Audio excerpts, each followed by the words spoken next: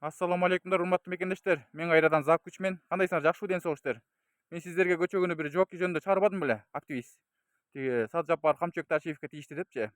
Тура мен сүйлөп коюптур. Анан мотикени кошуп койгом да. Жоокийден жеңилген депчи. Эми Мотуев эмне бул? Мен ага адамча эле былтыр адамча эле жооп бердим эле го, туурабы? Бешонок медиа биз экөөбүздү тийиштирип сайлыктырды эле го. Мен нормально адамча жооп бербедим беле, туурабы? Тийишпей эле, сөгүп сакпай элечи. Бул адам эмне деген адам негизи, мээси орундабы? Өзүнө жетишпейт го дейм, мен оңой бала ойлоп атам мен дагы. Сен мени тырмама тең элебейсиң, Мотуев, уктуңбу? Ачкарик, арыкбаш, катыбаш, арбак, чирикме, жумгарлык, саяк. Сөздү билесиң, сөздөн чалсаң турбайсың, бутан чалсаң турасың дейт. Сен авторитетиң мен чыга элекке, мен чыккандан кийин чыккан сенин авторитетиң. Сен атаки YouTube, Instagram модасы мен ачкам, билесиңби? Көзүң май басып калды беле? Жумуртка жуткурам деп айткам деп. 20-жыл сага жооп берген эмесмин. Ушул убакка чейин күткөм 4 жылдан беричи. Чектен ашып кеттиң слишком эле. Абайлачы. Ушул убакка чейин эле какшанып келатасың. Катындардан айырмаң жок. Юбка кие албайсыңбы? Үйдөн отуруп эле кыздарча эле жооп бере бересиң го? Эмне миллион сом алып берсең эле элдерге салым коштум деп ойлоп атасыңбы? Айла ар жагыңан чыгып кетпесиң кайра артыңанчы ошо миллион сомдор. Акчаңды көрсөтүп мактанып элдин баарына. Эт алгандан бери, үйүнөн бери тамакты алдырткандан бери тим эле алып берип бери авторитетиңди чыгара бересиң го? Анын сага кимге кереги бар ал оокаттарыңды? Өзүң патична жүрө бер да тынч эле. Сайылып, тийишпей, жаш балдарча школьный пацандардан бешбетер. Түрмөдө отурсаң эмне экен? Ал өзүң үчүн отурдуң. Түрмөгө сенден башкалар отурбаптыр, отуруп чыгып атат. Эмнеге сага чейин активисттер же блогерлер, артисттер мага тийишкен жок, сайылып чыккан жок сага окшоп? Эмне духуң ашып ташып атабы? Элдер колдоп койсо эле эмне? Төшүңдү көтөрүп каласыңбы бийикке? Кинг Конг живтен бешбетер. Эмне өзүңдү кимге теңеп атасың? Садыр Жапаровго же Камчыбек Ташиевкеби? Же эмне тиги Брус Лигеби? Же Федор Емельянкага же Майк Тайсонго теңеп атасыңбы? Менин деле сөзүм курч чыккан 2018-жылы, эсиңде жокпу? Сенин политикаңдай мен деле кылып бүткөм убагында. 2 жылдан бери катуу эле чоң салым коштум мен деле Кыргызстанга. Миллион сом алып берип койсо эле моюн көтөрүп эле асманга учуп кеткенсиң эле. Кыйын сүйлөйсүң го? Андай картайганда калжаңдабай болду да картаңбаш. Үйүңө эз алып эле отура бер да. Кыйын сезип өзүңдү тип эле экранга чыгып эле. Болду, сен модаң кетти. Мен сени давно эле өчүрүп койгом бирөө. Анан бойго чакырганда келбей койгон, мынча миң доллар сураган, анан мынча мал сураган деп. Сен деле былтыр билесиңби? Июль айында сага нормально жооп берген бешонок медиа тийишкенде. Сен жагың басылбай койдуң, тилиң кезип эле, башыңды алып эле, кулагың кезип, көзүңдү оюп, буту колуң баарын байлап кезип салбаса эле, сен тынчыбай калдың чото, чектен слишком эле ашып кеттиң да, мындай айтканда. Сен кылган ишти мен деле кылып коем убагында. Сен мага окшоп тиги журналист болуп 2 жыл кыдырдыңбы? 7 областын баарын кыдырып. 30 жылдан бери мага окшоп кыйраткан эмессиңер, силер мени тырмама тең элебейсиңер анан. Силер кимсиңер, мен киммин деп тим эле. Өзүң тим эле Кудай элестетип алыптыр. Кой анда Кудайдан улугук сезбе өзүңдү. Чала молдосуң сен, мечитке барган адам сыяктуу болуп, былтыр оңолуп калды деп ойлосом, адам сыягың уже дагы эле баары жок экен да, айбан, дагы эле айбансың. Уялбай анан молдо болуп кет, чала молдо десе, ачкарик, катыбаш, арыкбаш. Сен сөзүң эле кыйын, колуңан бок келбейт сенинчи. Дагы сени сөкпөй эле сүйлөп атам. Адамгерчиликтүү. А так сен эмне Сыдыкка сайласың? Сыдык эмне? Сага караганда адамгерчиликтүү экен Сыдыкчы. Нормально сүйлөшөт менен. А деле башында мага туура эмес сүйлөгөн. Кайра баягы мен Турцияга кайрымдуулукка Элмирге барганда нормально сүйлөп калды мага. Сен деле оңолду го деп ойлогом, сен деле оңол эле экенсиң, дагы эле артынан кетип бараткан турбайсыңбы? Картайганда кыршаңдайыпчы. Мен сага сайылган жокмун, туурабы көчөгө? Мен сени күттүм 4 жылдан бери иштеге унчукпай. Колбаса дейт. Колбасында эмне магазинде даяр экенби? Кайсы колбасаны айтып атасың? Колбасаны эмне? Барктап айтасың, өзүң жейсиң го ошо колбасаларды. Элдин баарына жаман көрсөтүп. Тиги бу деп. Мен элдин баары суранып аткан 4 жылдан бери. Сен ответ берип койсуң, эмне өчтүңбү, корктуңбу деп. Корккон жокмун, мен деле жүрөгүм тоодой. Анын коркок өзү Мотуевчи былтыр рекламага чакыртып менин менеджерим, продюсерлерим бар да, менеджеримчи. Ошону тааныш экен Мотуевдин. Алар чакырганда рекламага келип, бир 2 миң бир бизнесменди чакырган менин менеджерлеримчи. Бир глейген бир 2 экскаватор, бир китайский тракторду реклама кылып бер депчи. Анда деле реклама кылып бер дегенде өзү келбей койгон. Асмандын башына айтып 2 миң долларга келип берем, 1000 долларга келип берем деп. А мен эл катары эле жөнөкөй эле сүйлөгөм да, бир 20 миңдей эле кылып берем реклама десем макул дешкен. А бул өзү моюн көтөрүп, анан быйыл да бу март беле, апрель, май айларындачы Мотуевди киного чакырдык да, менеджерлерим кайра ошо былтыркы менеджерлерим чакырды да. Киного келбейсиңер деген да. Мен деле ошо бир 20 миңдей эле тартып берейин дегем да. Ал болсо 20 миң доллар деп аша чаап моюн көтөрүп атпайбы? Ошо кантип болсун, туурабы? Болбойт да андай тема. Ошо моюн көтөргөн миллион сом алып берип койсо эле эмне? Анын баары лапша болуш керек, жөн эле хайп кармап өзүнө өзүчү. Былтыр Турцияга барганда эле менин рекордумду сен бастың, базалаган жоксуң. Тиги мен 700 миңдей 16 күндө кыргыз элиси чогултуп берди го түз эфирден. 12 саатта отуруп. Короче, сен 150 миң эле чогултуп бердиң. Senin akçaң көп eкен, mактанасың көбүнчө Гүлжайна окшоп. Гүлжайна деле живы мактанып атып эмне болду? Аягында тиги алдырып ийди. Мына бирөөнү каргап, бирөөнү шылдыңдаганың өзүңдүн башыңа келет деген туура экен да ошочу. Уже тынч эле болуп отурчу үйдө, уктуңбу? Мен сени мындай сөздү угам деп ойлогон эмесмин, туурабы? Сенин эмне тилиң эле сайрайт экенби? Любой эле сайрайт тили. Мейли башка блогер, активист, артисттер мага тийише албаптыр да. Сен колуңан келип ушу тилиң менен эле акча таап, үйүндө эле жашынып коюп эле ушинтип акча таап өзүң кыйын сезе бербечи болду, уктуңбу? А так мен журналист катарынан мендей болуп сен кыдырган жоксуң. Сага ошо мен деле политика жагын катуу эле иштеп койдум 2 жылдан бери. Элдин оозуна калып, эсине калып, түшүнө кирип дегендей. Мен рекордтун бирин кыла албайсың, а так рекордума жетпейсиң. Мен деле универсальный бүт жагынан таланттуумун, Кудай берген. А так сен эле сүйлөбөйсүң, анан мен деле сүйлөй алам. Менин деле тилим бар, любой кишинин тили бар. Башкалардын духу жетпесе, менин духум жетет сүйлөгөнгө, уктуңбу? Анан бойго чыккырганда келбей койду деп. Сен бой эмес, реклама, киного келгенден коркуп койдуң го. Мени эмне кылып бүктөп ийет, торпоктой чабып салабы деп. А так нормально сүйлөгөндү үйрөнүп чыктым, Мотиев. Өзүнүн туугандарың деле, айылдаштарың деле, балдарың деле көрүп аткандыр. Кандай адам экенин. Түрмөгө отуруп чыккан менен мен көргөн эмессиңер, анан силер менин тырмама тең элебейсиңер деп. А так сен менин тырмама тең элебейсиң. Ошону билип кой, уктуңбу? Элдер колдойт деле өзүң моюн көтөрүп эле бийикке өзүңдү бийик сезбейчи? Эмне Сады Жапаровго же Камчыбек Ташиевге тең кылып атасың өзүңдү? Алардын тырмагына тең элебейсиң. Сен алардай болуп иштеген жоксуң кыдырыпчы. Үйүнө отуруп эле анан кыйраткан сүтүн эле урдуруп сүйлөйм деп болду, мындай көзүмө көрмө, уктуңбу? Тынчы. Экинчи көзүм интернет чыккыс болгон болду. Ар бирөөнү сайылып өзүң кыйын сезе бербей. Сүйлөсөң мен жөнүндө сүйлөбөй, уктуңбу? Мындай кийин оозуңду жап болду. Үйдө юбка кийип эле үйдө кухнядан чыкпа дегендей. Мен сага ушул сөздөрдү айтпайын дегем, айла жок айттырдың да. А Сыдыкты эмне тийишиң бар эми? Сыдык эмне тийиштиң? Сага караганда Сыдык адамгерчиликтүү экен, жана ТикТоктун президентичи. Анан кийин тиги бу деп мен сага башка блогер, активист тиги эме эмесмин, артист эмесмин. Тиги Гүлжайна, анан ушу Ырыс Жомартова, Назира, анан ушу Мотиев дегендер жаман жинге тийип өттү, сайылышып эле, кызыктай суроо, бөлүнүшүп эле. Сен Жумгалдан келип алып ушинтип сайрайсыңбы Бишкекке келип алып? А мен бул жерде Бишкекке бир эле турганмын, чүйлүү келип алам. Как будто өзүң бөлүнгөндөй болуп атпайсыңбы? Ушундай сүйлөсөм жаман катып жеткенби? Ошончо туура сүйлөгөнгө үйрөнүп жүрчүкмүн, сен сөзүң менен кыйын болбой иш жүзүнө да көрсөт. Эмнени кыйратып койдуң айтчы 30 жылдан бери? Кыйраткансып беле асманда сүйлөп томкоросуң го тим эле. А так сен колбасаң эмес деген эмне? Колбасаң деп уят нерсе билесиңби сен негизи? Колбаса тиги бу деп. Мен сага качан айттым жумуртка жуп турам деп? Качан айттым сага мал ушунча 1000 доллар, ушунча 1000 доллар, 20 000 доллар айттым сага? Ал лапша муну сүйлөп аткан Мотивдечи, бул лапшыгон, ичи тар. Көрө албастык кылып атат бул жырткыч хайван.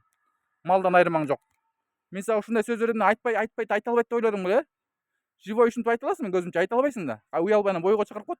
Жокийден чын эле уттурдуң да эмне? Жокийден уттурдуң деген чучукка жетти ушул сөздөрүм, Эмне Жоки бир жолу Доңгуктиев уттуруп койду десе, ошо чучукка жетип ответ берейин деп эртеси күнү элдерге ТикТокко киргизип, Ютубуңа киргизип, Инстаграмга киргизип, эмне мен жеңдим болду деп ойлоп атасың, мен чыга албайт деп, Сен былтыр мен рекламага кели дегенде мен күткөм, сен келбей койдуң.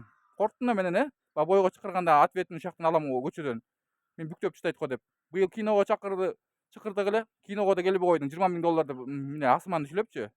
Моюн көтөрүп кеткендики да ушунун барчы. Акча көп кармаса эле ушундай да адам баласычы. Мендей болуп жөнөкөй жүрбөйсүңбү? Адамча сүйлөп, сөгүнүп сагынбай. Мен ушинтип катуу сүйлөсөм деле спокойно сүйлөймүн. Сөгүнүп сагынбай, сага окшоп урдуруп сүйлөбөйчү аргасын нерсем баарын. Анан кыйын болсоң ушундай политиканан тиги бу деп билесиңби, Элмиранын жанында кайрымдуулук ачып атканда деле сөгүнүп саганып деп эле ар кандай сөздөр айтып уялбай жаныңа отургузуп алыптыр Элмираны. Тартип жоктун ушунун азабы да тартип жоктугучу. Өзүң эле бир топ кишилерге карыз экенсиң го, ошону билбейсиңби? Анан миллиондор алып берип атам, анан менде кийин иштегенде жок болгондо элдин баары колдоп алып туруп, уялбайчы, негативдер көбүнчө көрө албастар. Анын адамдары, сенин эле фанаттарың, менин эле фанаттарым сеникинен көп. А так мен 2018-жылы март айында Салам Мырзадан кийин рекордтор менен, сөздөр менен, курт сөздөр менен менден үйрөндүң болуш керек. Сага сен мен чыгып атканда жок болчусуң. Көлөкөңдө көрүнгөн эмес. Анан 30 жылдан бери сени итим да таанычу эмес дегенде буга чейин. Анан колбасаңда бир күн колбасаңды же көчөдөнбү абай эле башыңды кезип, тилиңди кескеп жүрбөсүң, кол бутуң сындырып. Анан уялбай баягы Камчыбек Көлбаев раматылык каза болгондон кийин анын артында жамандайсың, каргыш. Өзүң аны каргаганча өзүң аны өлүмүн тилегенче өзүң өмүрүң тиле дейт. Ал өлгөндөн кийин эмнеге жамандап атасың эми? Тиги бу эч кимден коркпойм мен. Орзуймун анан, дерзкиймин деп. Сен борзой эмне боюң 2 метр беле, эмне көптү көрдүң беле? Өзүң Брус Лиги элестетип, Майк Тайсон беле, Федор Эмельяненко элестетип атыптыр. Көптү көрсөң, спортсмен болсоң бир жөн тежактан кыдырып. Анан кыйын сүйлөйсүң беле, сөзүң менен. Сөз менен любой эле сүйлөйт. Тилде деген сөөк жок билесиңби? Ошону билип кой. Тил менен любой эле сындырат. Анан кийин мен кыйратсам тигиндей деп. Адамгерчиликтүү сүйлөбөйсүң. Былтыр мен сени молдек болуп кетти деп ойлогом, нормальный адам болуп калыптыр депчи, баягы 20-жылга караганда. Анан көрсө айбан бойдоңкесинде чала молдо болуп жүрүп турсуң дагы эле, молдоке болбой эле кой, сага молдоке болгон жарашпайт экен. Туштуңбу? Анан тиги буу деп анан кийин мен жөнүндө. Мен былтыр нормальный эле акырын эле адамгерчиликте сүйлөбөдүм эле, туурабы? Тиги буу мен кылган эмесибин, беш медиа сайылдырып экөөбүздү деп. Жакшы эле сөздөр сүйлөдүм боло, сен жөнүндө монтип кыйкырып өкүрүп катуу сүйлөбөй бүгүнкүдөй. Мен бачым сүйлөп атты, оюнума келген фантазияларды сүйлөп атам, жогото албайын деп анан монтип бачым. Анан тиги буу анан сүйлөп атканда башкача сүйлөйт экен деп ойлоп калба. А так мындай тынч эле жүрчүктүңбү? Калбаса тиги буу дебей мага. Калбасаң эмне? Негирдикинен ашып кеткенсип. Бир күн түбүнөн кесип кетет, анан отурасың, ошентип өзүң шылдыңга калыпчы кайра. Мен деле дөөлөр издеген. Көчөдө чыксам дагы эле бойлор болот меники. Тойго барсаң вообще эле. Базарларды айтпай эле кой. Ана сен болсо көчөгө чыга албайсың. Машинаң менен качып жүрөсүң. Мен жөнөкөй эле жүрөм илгеркидей эле, простой. Элдер менен сүйлөшүп. Тиги буу моюн көтөрбөй, сага окшоп керсейбей, борзой болбой. А мени эч ким токтото албайт. Менен башка адам жок. Мен лучшиймин деп өзүм мактап алатмын эле. Мына чыныгы мактанчак деген ушундай адамдардан билинет да негизичи. Анан мени мактанчактап койсун анан кийин. Рекордторун сүйлөп атсам.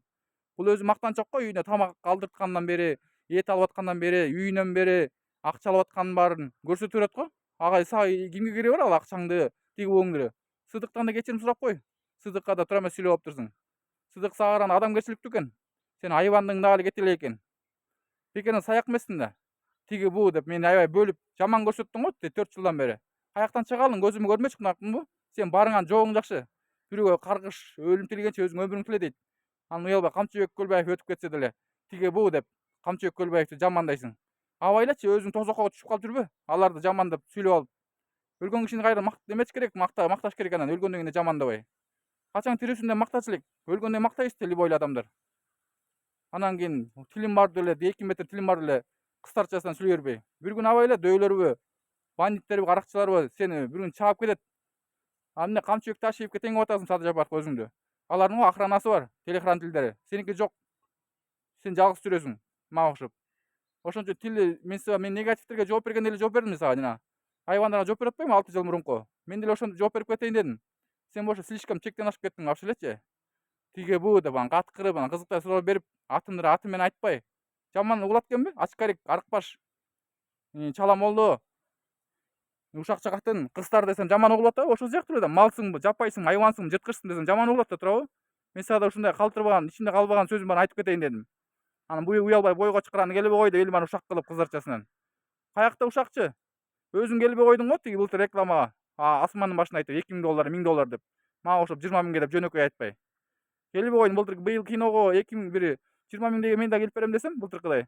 Сен болсо $20 000 деп аша чаптың тим эле. $2-3 000 деп койсуң да бир жонго. Артисттерден да бийик сезип алыптыр өзүнчө, Атабековдон да бийик. Болду андай концерттин чычта миллионду алсаң эле бул деле убактылуу нерсе, любой нерсе. Ошон үчүн өзүңдү бирөөгө өлүм тилегенче өзүң өмүрүң тиле дейт. Абайлап жүрөктүңбү? Караңгыдабы, күндүзбү? Сен көрө албастарына көп. Анын тилиңен далайды көрөсүң го дейм алдын дагы токтоп айтсаңчы. Азыр эле убактың калды дегенде. Абайлап сүйлөп жүр. Сен кармалсаң эле түрмөдөн башка нерсе жок экенби? Бир эле уруп чаап кетет, анан экинчисин жок болосуң да, интернеттеби, живойбу.